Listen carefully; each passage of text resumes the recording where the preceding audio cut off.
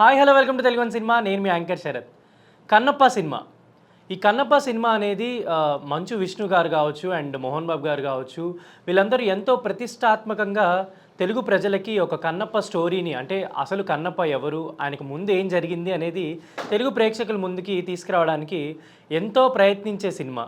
ఈ కన్నప్ప సినిమా ఇంకొన్ని రోజుల్లో థియేటర్స్కి రాబోతుంది అని అనగా ఇవాళ అయితే మనకు ఒక న్యూస్ అయితే వచ్చిందనమాట. కన్నప్ప సినిమాకి సంబంధించి ఏదైతే మెయిన్ సీన్స్ ఉంటాయో, అంటే విఎఫ్ఎక్స్ రెడీ చేసిన సీన్స్ ఏవైతే ఉంటాయో అవి, అంటే ఒక ముంబై కంపెనీ దాన్ని రెడీ చేయడం, వాళ్ళు కొరియర్ ద్వారా హైదరాబాద్కి ఇక్కడ పంపడం, ఆ కొరియర్లో పంపిన ఆ హార్డ్ డిస్క్ ఏదైతే ఉందో అది ఇక్కడ ఒక ఆఫీస్ బాయ్ రిసీవ్ చేసుకొని తను ఒక అమ్మాయికి ఇవ్వడం అనేది జరిగిందని ఒక స్టోరీ అయితే వినిపించింది. ఇప్పుడు ఆ హార్డ్ డిస్క్ తీసుకున్న ఆఫీస్ బాయ్ కావచ్చు అండ్ ఆ అమ్మాయి కావచ్చు, వీళ్ళిద్దరు కనపడట్లేదని చెప్పి ఇక్కడ హైదరాబాద్లో ఉన్న కంపెనీ అయితే ఒక కంప్లైంట్ కూడా ఇస్తున్నట్టు అయితే తెలుస్తుంది అనమాట. అంటే కన్నప్ప సినిమాకి సంబంధించి ఏవైతే మెయిన్ సీన్స్ ఉన్నాయో ఆ సీన్కి సంబంధించి విఎఫ్ఎక్స్ వర్క్స్ అయితే ముంబైలో జరుగుతున్నాయి, హైదరాబాద్లో జరుగుతున్నాయి అండ్ ఇంకా చాలా ప్లేసెస్లో జరుగుతున్నాయని విష్ణు గారు కూడా చెప్పారు చాలా ఇంటర్వ్యూస్లో. సో ఇప్పుడు ఆ హార్డ్ డిస్క్ అనేది ఏదైతే హైదరాబాద్లో కొరియర్ ద్వారా వచ్చిందో దాన్ని ఆఫీస్ బాయ్ తీసుకొని తనకి ఇవ్వడం అండ్ వీళ్ళిద్దరూ కనపడట్లేదని చెప్పి ఒక న్యూస్ అయితే వస్తుంది అండ్ ఆల్మోస్ట్ అన్ని చోట్ల కూడా ఇదే న్యూస్ అయితే వైరల్ అవుతుందన్నమాట.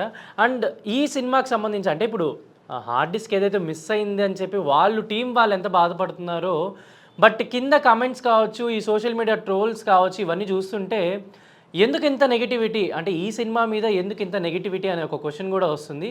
అండ్ చాలా వరకు నేను చదివిన కమెంట్స్లో ఏంటంటే కన్నప్ప సేవ్ చేశాడు మనల్ని, కన్నప్ప అనే ఆడియన్స్ని సేవ్ చేశాడు, ఆ టూ పీపుల్ ఎవరైతే ఆ హార్డ్ డిస్క్ తీసుకున్న వాళ్ళు కనపడట్లేదో శివయ్యనే సేవ్ చేశాడు అని చెప్పి, వాళ్ళిద్దరు సీన్స్ చూసిన తర్వాత their reaction be like Shivayya అని చెప్పి, ఇలా అంటే ఒక మంచు విష్ణు గారిని, అంటే ఏదన్నా చిన్న చిన్న ట్రోల్స్ అనేది అది ప్రతి పర్సన్కి ఉంటుంది, అందరికీ ఉంది. అలానే మంచు విష్ణు గారికి కూడా ట్రోలింగ్ అయితే ఉంది.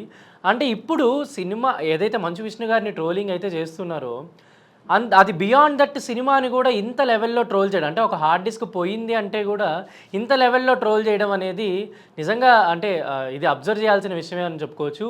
ఒక సినిమా ఎలా ఉంది ఏంటి అనేది సినిమా రిలీజ్ తర్వాత నువ్వు ట్రోల్ చేస్తే బాగుంటుంది.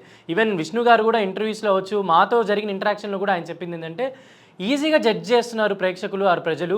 రిలీజ్ అయిన తర్వాత కంటెంట్ బాగాలేకపోతే అప్పుడు మీరు ఏదైనా విమర్శ చేయండి, కానీ బిఫోర్ దట్ ఏ కంటెంట్ రాకముందే మీరు ఇలా ట్రోల్ చేయడం అనేది కరెక్ట్ కాదని చాలా విషయాల్లో చెప్పడం జరిగింది.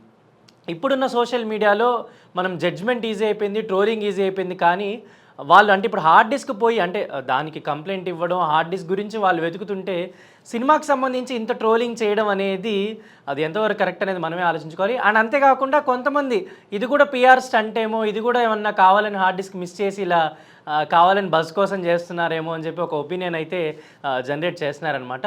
చూడాలి, అంటే మంచు విష్ణు మూవీ, అంటే మంచు విష్ణు గారి మూవీ టీమ్కి సంబంధించి అవ్వచ్చు, ఎవరైతే ఈ విఎఫ్ఎక్స్ ఇన్వాల్వ్ అయినారో అండ్ ఎవరైతే దీనికి వర్క్ చేస్తున్న వాళ్ళు ఏమన్నా ఒక ప్రెస్ మీట్ పెట్టి దీని గురించి ఏమైనా మాట్లాడతారో, ఆర్ఎల్స్ మంచు విష్ణు గారు ఏమైనా దీని గురించి ఏదైనా ఒక ట్వీట్ కావచ్చు, పోస్ట్ కావచ్చు ఏమైనా పెడతారేమో వెయిట్ చేయాలి. అండ్ సినిమా రిలీజ్ అయ్యేంత వరకు కూడా కంటెంట్ చూసేంత వరకు కూడా ఎవరు కూడా ట్రోల్ చేయొద్దని అయితే నేనైతే కోరుకుంటాను. This is Sharath signing off from Telugu.